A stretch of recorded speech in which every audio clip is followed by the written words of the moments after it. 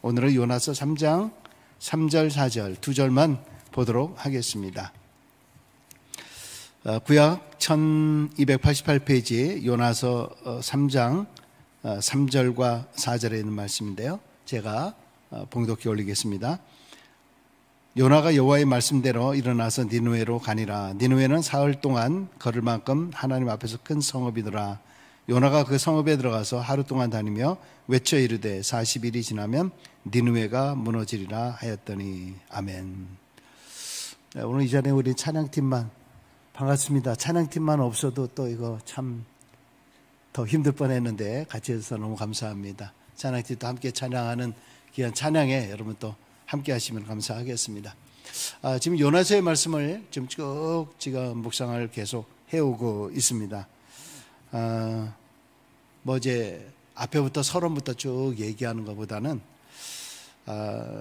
자, 하나님께서 요나서 3장 2절에 보면 저 큰 성읍 니느웨로 가서 내가 내게 명한 바를 그들에게 선포하라 하신지라, 이렇게 말씀을 했습니다.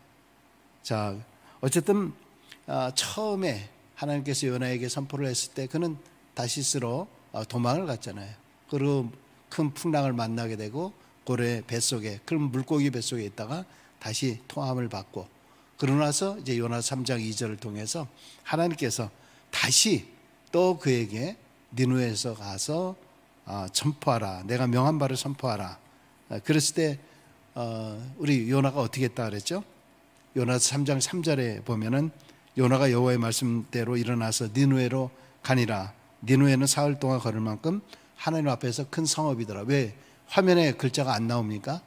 화면에 글자가 나와야 되는데 3장 3절에 니느웨는 사흘 동안 걸을 만큼 하나님 앞에서 큰 성읍이다, 이렇게 얘기를 했습니다. 자, 그런데 요나가 어떻게 했다 그랬어요? 사흘 동안 걸은 만큼 하나님 앞에 큰 성읍이라.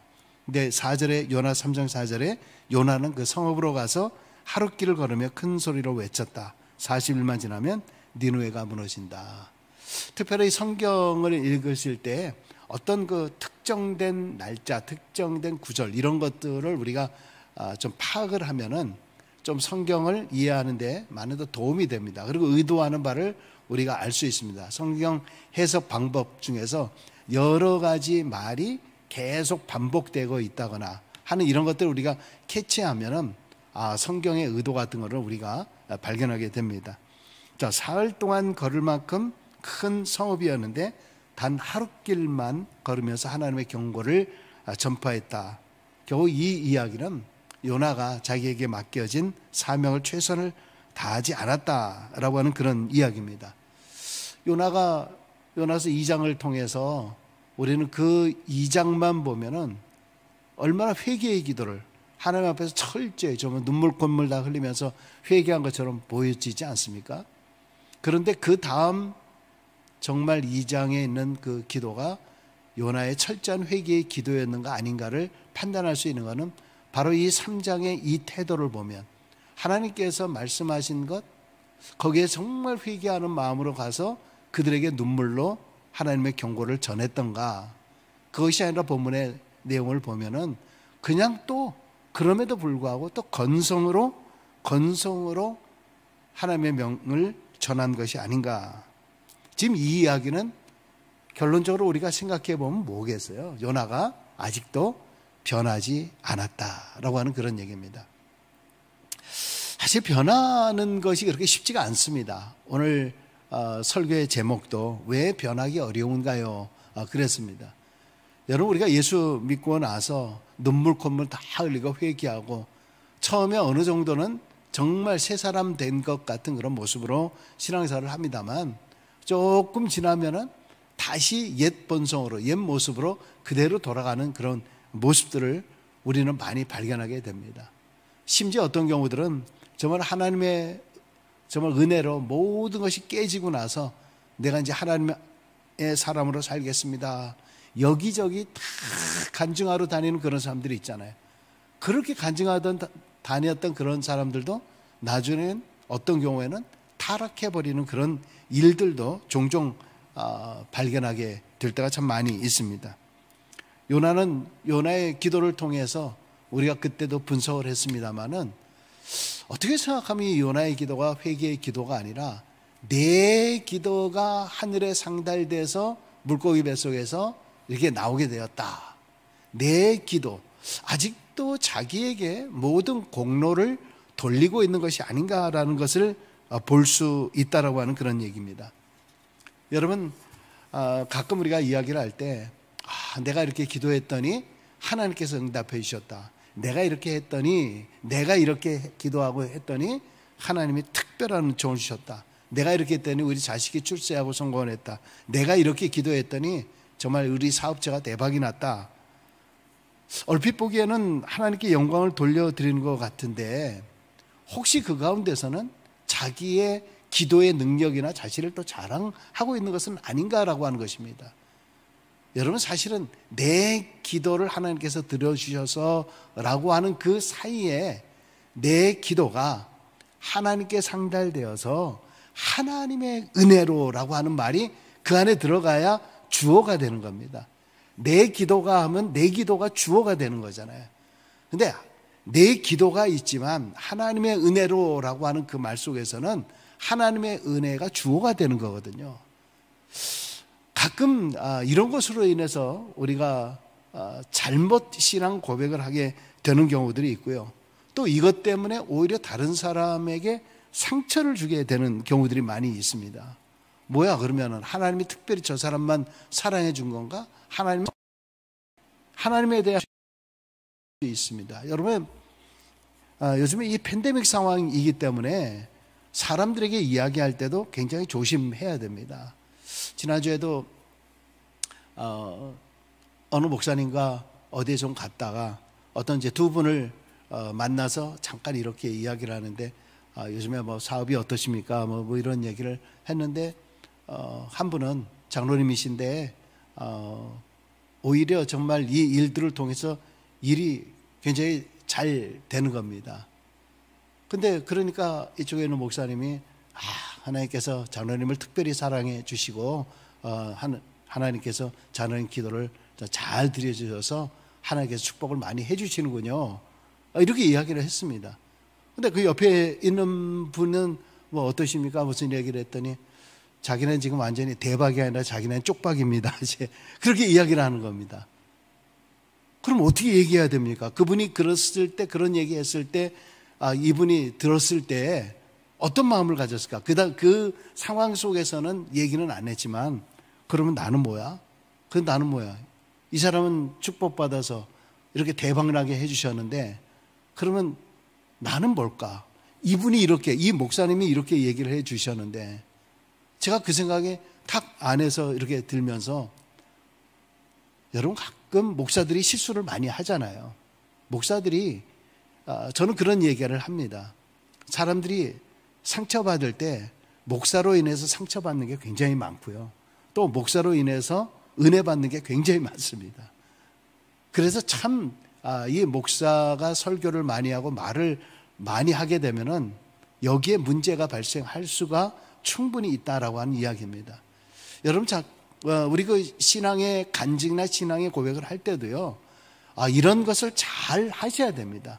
그러면 마치 하나님이 나만 특별히라고 하는, 어쩌면 그것이 요나의 기도처럼 될 수도 있다는 것을 항상 기억하셔야 됩니다. 자, 요나는 신비하고 놀라운 체험을 하면서도 조금도 달라지지 않았습니다. 자, 조금 아까 요나서 3장 3절에 뭐라 그랬죠? 니느웨는 사흘 동안 걸을 만큼 하나님 앞에서 큰 성읍이더라. 그러니까 단순히 이 말은 큰 성읍이다 라고 하는 이 표현 속에서는 규모가 크다라고 하는 뜻도 있지만은 하나님 앞에서는 이 성읍이 귀한 성읍이다. 나는 이 성읍을 크게 보고 있다 라고 하는, 중요한 성읍이다 라고 하는 그런 의미가 담겨져 있습니다. 여러분, 이 말은 우리 요나서 전체를 꿰뚫고 이렇게 보면은요, 어떤 뜻이 있느냐, 하나님께서 어떤 말을 하려고 했는가. 나중에 요나서 4장에 쭉 보면은 하나의 그 결론적인 의미로 나온 거지만은 하나님께서 왜 니느웨 백성들을 멸망하지 않았던가.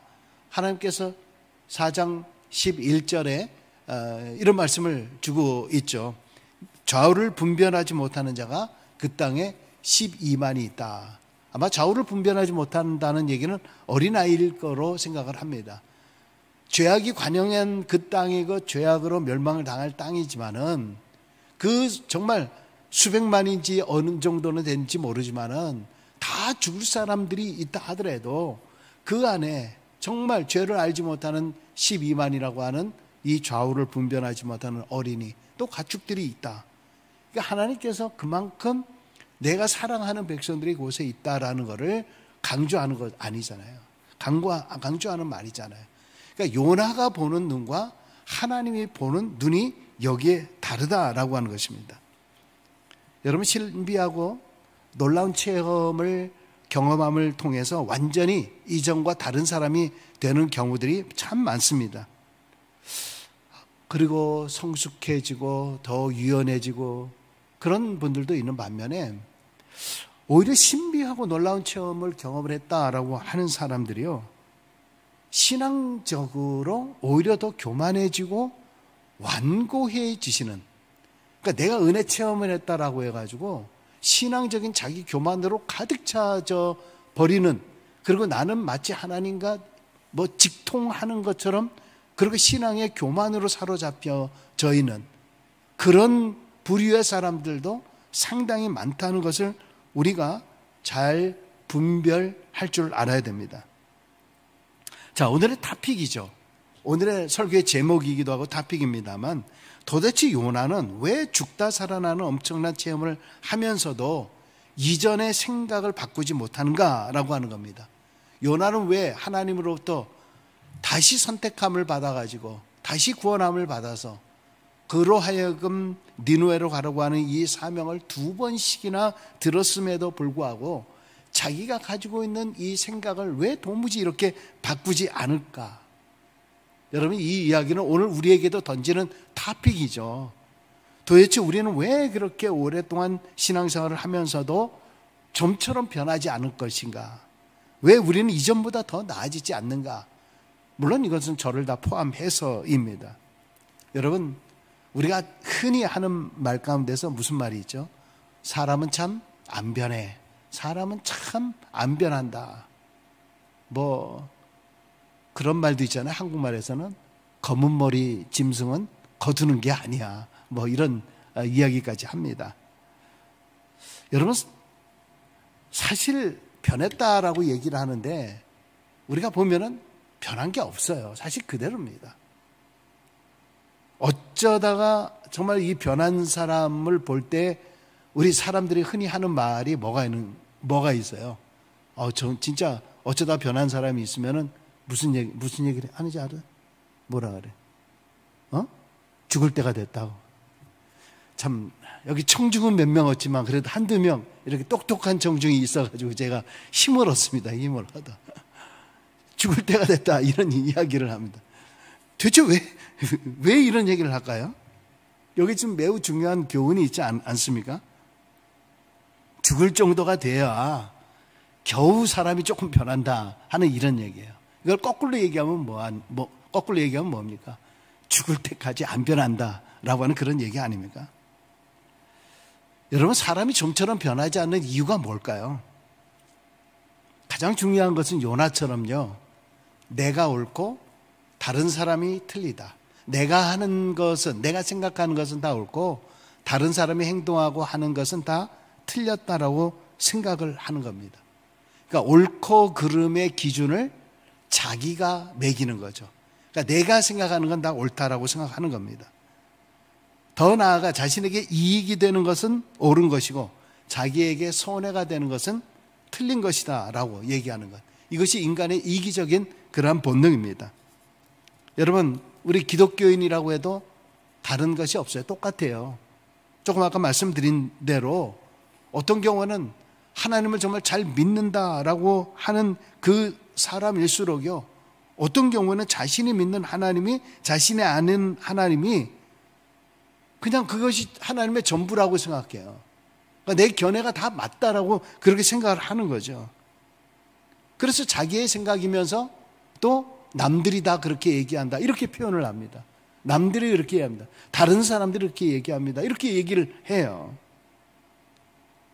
여러분, 이렇게 되다 보면은요, 자기 안에 어떤 마음이 생기기 시작하면은 내가 옳고 하나님도 틀리다라고 그렇게까지 생각을 하게 되는 거예요. 오히려 이건 순수성을 상실한 것이고 믿음의 신앙의 진짜 본질을 상실하는 겁니다. 근데요, 제가 지금 뭐 이렇게 설교를 하고 있지만은 사실 우리는, 제가 자꾸 저를 포함해서라는 말을 자꾸 합니다만은, 그만큼 내 안에서는 나는 옳고 다른 사람이 틀리다라는 생각이 생각보다 그게 많아요. 나와 다른 생각을 하는 사람을 보면 내가 내 생각을 바꿔야 한다라고 생각하지 않는다는 거죠. 그 사람이 생각을 바꿔야 한다라고 그렇게 생각을 합니다. 나와 다른 행동을 하는 사람을 보면 내 행동을 바꿔야 한다고 생각하지 않아요. 그 사람의 행동을 바꿔야 된다, 그렇게 생각을 합니다. 그래서 하는 말이 보통 어떤 말을 합니까? 내 마음 같지 않아. 내 마음 같지 않아. 내 의도는 이건데, 내 생각은 이건데.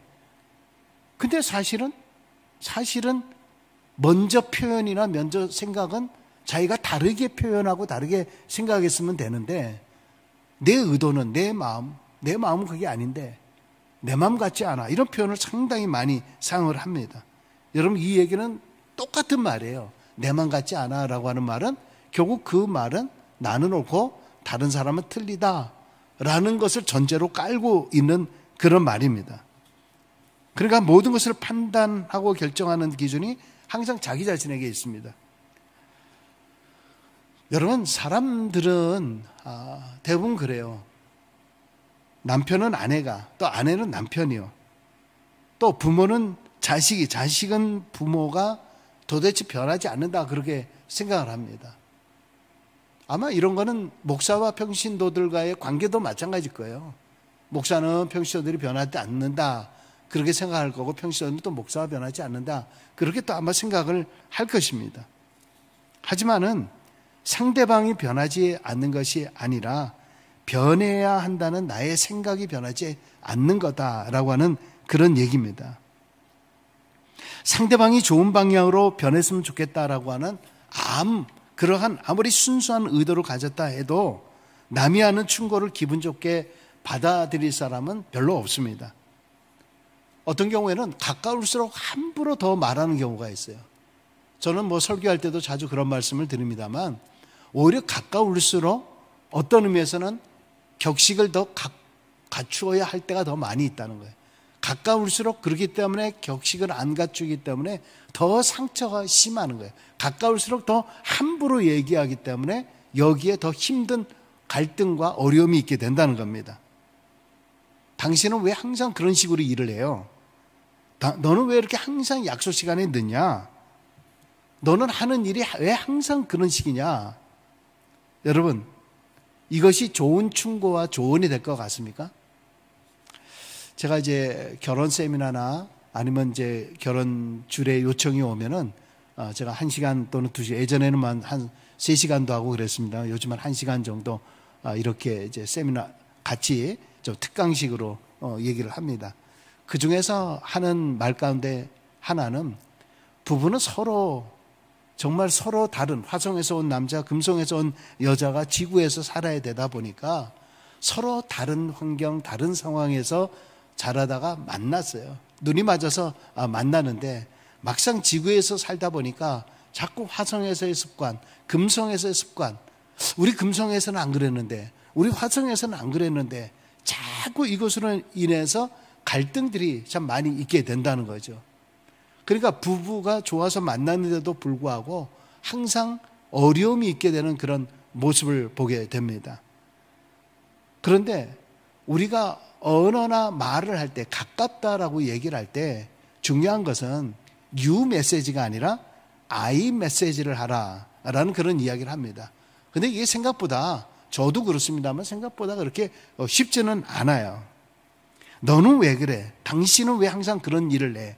당신은 항상 그런 식이야 라고 하는 그런 당신은 이라고 하는 말로 유 메시지로 시작을 하면은 상대방이 어떤 식으로 대답을 하겠습니까?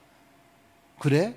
내가 틀렸다라고 생각이 돼도 바로 직선적으로 내 안에서 나오는 말이 너는 그래서 얼마나 잘해서, 그러면 너는 어떻게 잘해서, 너는 그동안에 뭐 얼마나 잘해서, 유라고 나오면 유라고 하는 것으로 나오게 되어 있다는 거죠. 그러면 어떻게 해야 되느냐? I 메시지. 나는 당신이 그렇게 할 때 조금 마음이 별로 좋지 않더라. 나는 당신이 항상 당신은 왜 양말을 항상 그렇게 던져버려? 통 안에 반드시 넣지가 아니라 나는 당신이 그 양말을 들어와서 통 안에 넣어주면 더 좋겠어요. 라고 표현하는 거. 나는 약속 시간에 늦으면은 그게 조금 불편하더라고. 나는 그런 식으로 하는 것이 조금 좋지 않던데요. 라고 말하는 거. 결국 이러한 I 메시지를 하게 되면은 상대방에게도 아까 U 메시지와 같은 강력한 내용이 전달이 될 뿐만이 아니라 오히려 거기에 대해서 반항과 이런 것들이 충고나 조언이 먹혀 들어갈 수 있는 그런 가능성이 있습니다. 그러나 많은 분들이 가깝다라고 할수록 더 함부로 U 메시지를 사용을 한다라고 하는 겁니다. 결국 이것을 통해서 서로 간에 불편해지는, 그리고 어떤 경우는 귀에 듣고 싶지 않은, 또 자기 마음대로 오히려 행동하게 되는, 반발적으로 행동하는 그런 일들이 많이 있습니다. 자, 여기서 우리가 중요한 오늘 메시지로서 중요한 메시지를 우리가 파악을 할 수 있는 것이 있습니다. 그것은 뭐냐 하면은, 여러분, 나를 누가 그러면 충고를 해줄 수 있냐는 거죠. 누가 조언을 해줄 수 있느냐라고 하는 거죠. 누가 반항이나 거부감이 들지 않게 말할 수 있느냐. 그것은 나를 가장 사랑하는 자입니다. 나를 가장 사랑하는 사람. 그 사람은 누굴까요? 부모일까요? 부모는 자식을 얼마나 사랑합니까? 여러분, 그런데 어떠세요? 부모가 자식에게 사랑하는 마음으로 이야기한다 그러는데 그게 잘 됩니까? 청소년 시절 때 돼보세요. 그게 쉽게 됩니까? 부모의 입장에는 가장 내가 사랑하기 때문에, 누구보다도 사랑하기 때문에 그렇게 충고나 조언을 해준다 그러는데 그게 쉽습니까? 그게 잘 받아들여집니까? 그렇게 됩니까? 나랑 가장 가까운 남편이 이야기해주면 그걸 가장 잘 받아들일까요? 나랑 평생 수십 년 동안 살아온 내 아내가 나에게 얘기한다라고 하면 그거 정말 잘 받아줄 수 있을까요? 누가 나를 가장 사랑하는가? 그것은 결국 자기 자신이 자기를 제일 사랑합니다. 그래서 내가 나에게 하는 충고가 가장 부작용이 적습니다. 사람은 누구나 다 본능적이고 이기적이에요. 그래서 자기 자신이 항상 옳다고 생각하잖아요. 그런 사람에게 가장 좋은 충고를 할 수 있는 사람은 자기 자신밖에 없어요. 그렇다면 자기 자신에게 해주는 충고나 조언이 뭡니까? 그것이 뭘까요? 깨달음이에요. 깨달음. 그 깨달음은 나로 하여금 내가 더 이상 이렇게 살면 안 되지, 내가 더 이상 이렇게 행동하면 안 되지, 그런 결심을 만들게 하는 원동력은 바로 깨달음에서 시작한다는 겁니다. 여러분, 아무리 가까운 사람의 좋은 충고를 100번을 해줘도요, 아무리 좋은 충고 100번을 해줘도요, 나에게 깨달음이 없이는 절대 변화하지 않습니다. 절대 변화하지 않아요. 그러나 지나가는 말 한마디에도 내가 깨닫는다라고 할 경우에는 반드시 변화가 일어나게 됩니다. 로마서 10장 17절에 보면 믿음은 들음에서 나고 들음은 하나님의 말씀으로 말미암았느니라 그랬습니다. 여러분, 우리가 지금 수십 년 동안 신앙생활 하신 분들 생각해 보면은 얼마나 많은 들음을 했습니까? 얼마나 많이 하나님의 말씀을 들었습니까? 그런데도 우리가 불구하고 늘상 우리가 하나님의 말씀을 들어야 하는 이유가 뭘까요?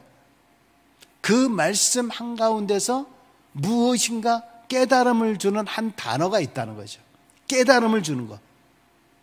잔소리가 아니라 하나님의 말씀을 통해서 주는 깨달음. 여러분, 교회에서 우리가 큐티를 하자, 교회에서 말씀을 묵상을 하자, 계속 이런 얘기가 왜 나오겠습니까?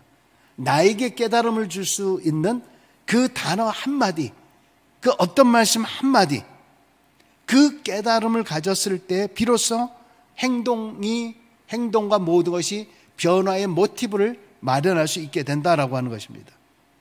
단순히 들음으로만 끝나는 것이 아니라 들음 속에서 깨달음을 얻을 때 그때의 진정한 변화가 있습니다. 그러나 깨달음이 없다. 수십 년 동안 교회 생활하고 수십 년 동안 교회 나와서 말씀을 많이 듣고 수십 년 동안 해왔어도 깨달음이 없으면 30년이 돼도 40년이 돼도요, 변화가 없어요.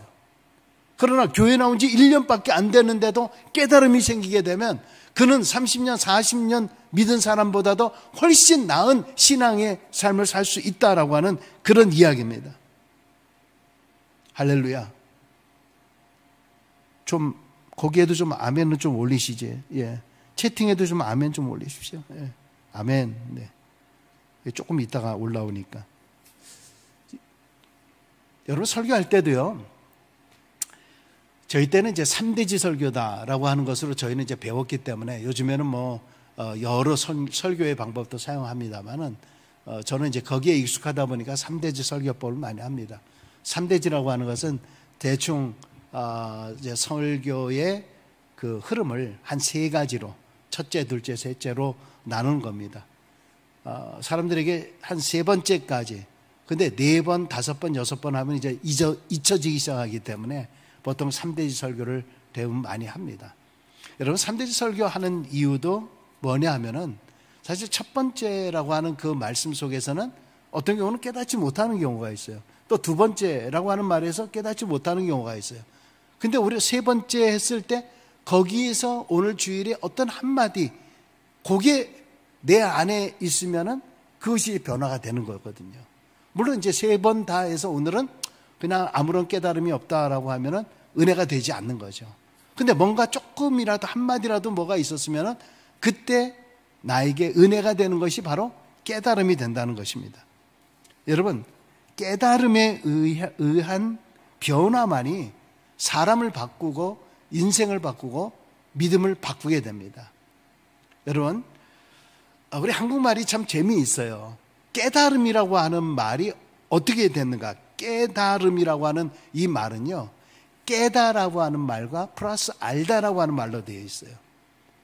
깨다 플러스 알다. 이 얘기는 자기만의 성벽, 자기만이 가지고 있는 어떤 자기만의 성격뿐만 아니라 자기의 그 아성이 있습니다.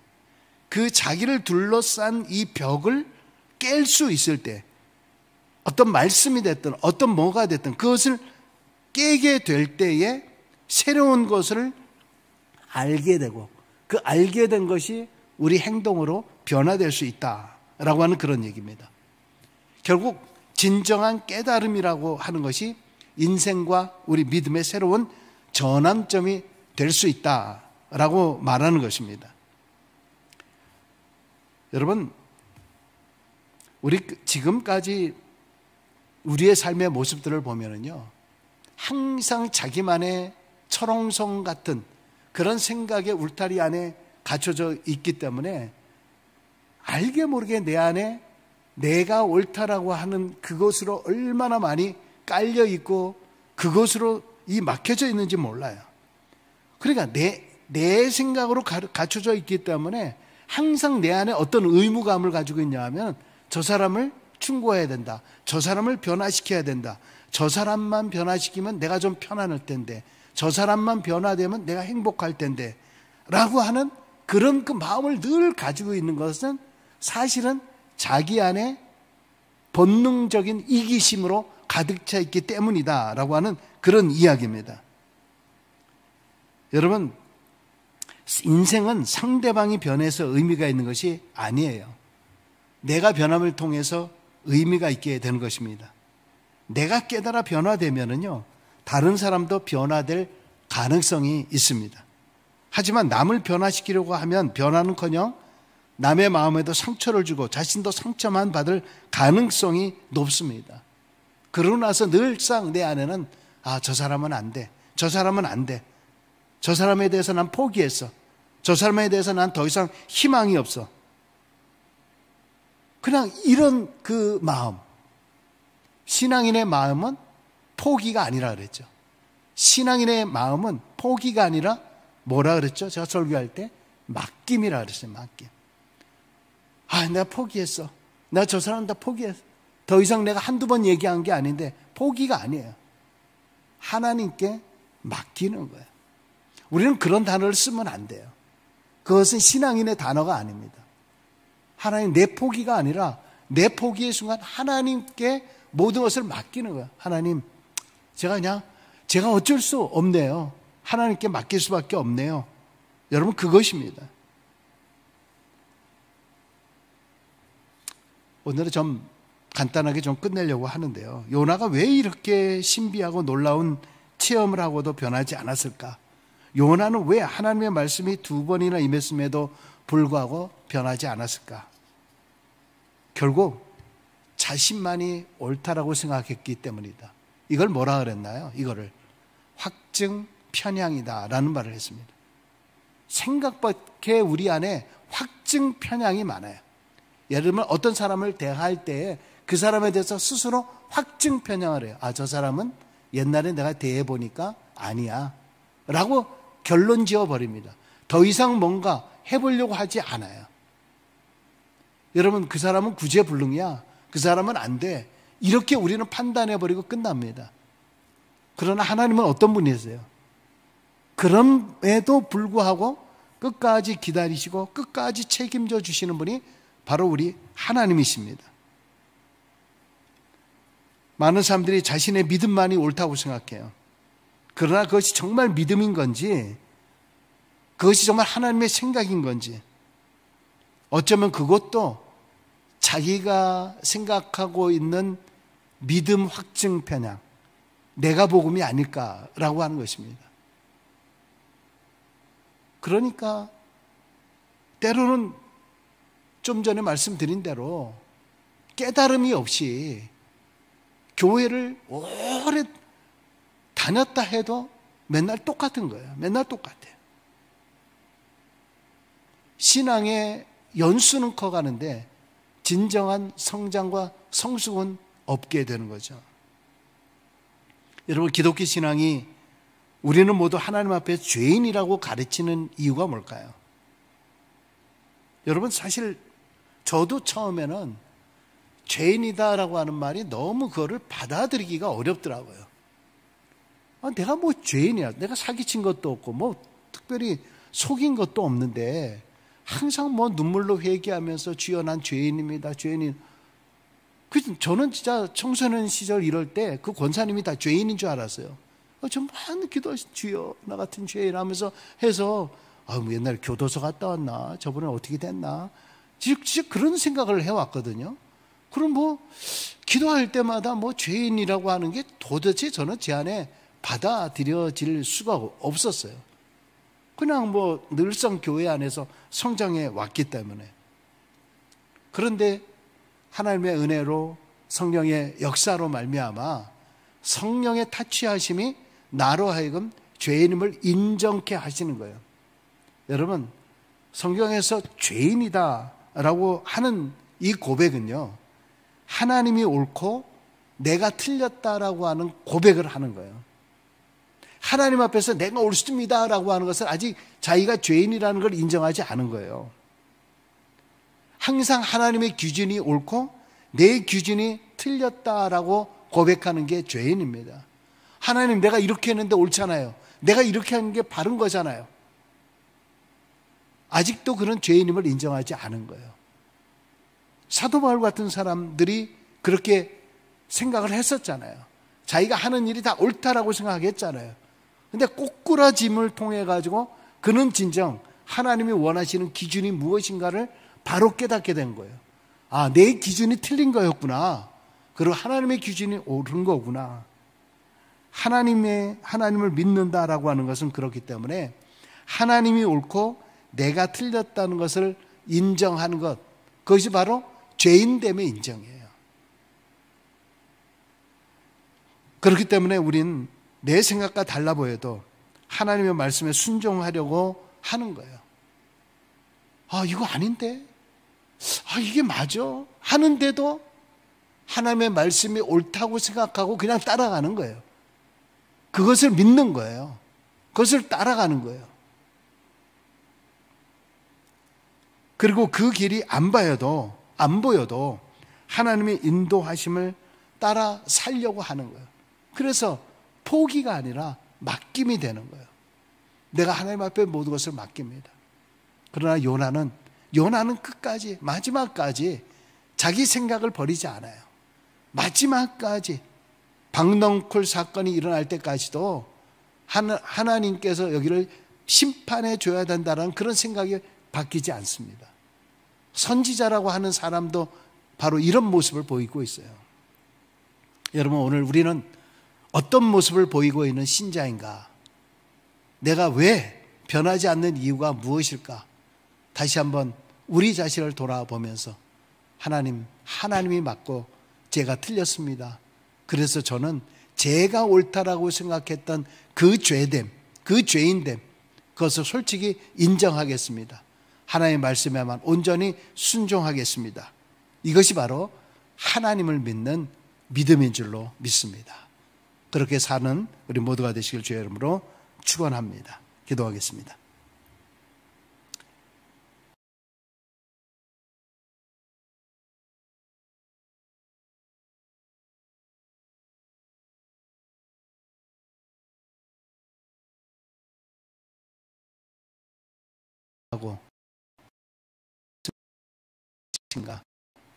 아니면 여전히도 내 생각, 내 사고, 내 개인적인 모든 것이 다 옳다라고 생각해왔던 내 삶의 모습은 아닌가 돌아보게 하여 주옵소서.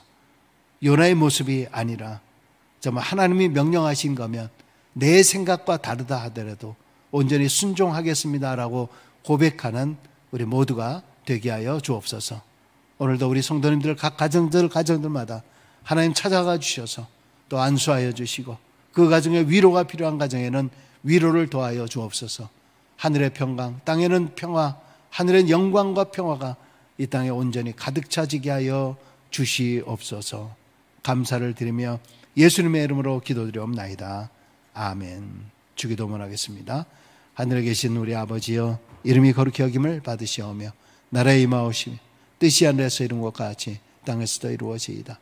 오늘날 우리에게 일용할 양식을 주옵시고 우리가 우리에게 죄인 자를 사하여 준 것 같이 우리의 죄를 사하여 주옵시고 우리를 시험에 들게 하지 마옵시며 다만 악에서 구하옵소서. 대개 나라와 권세와 영광이 아버지께 영원히 있사옵나이다. 아멘.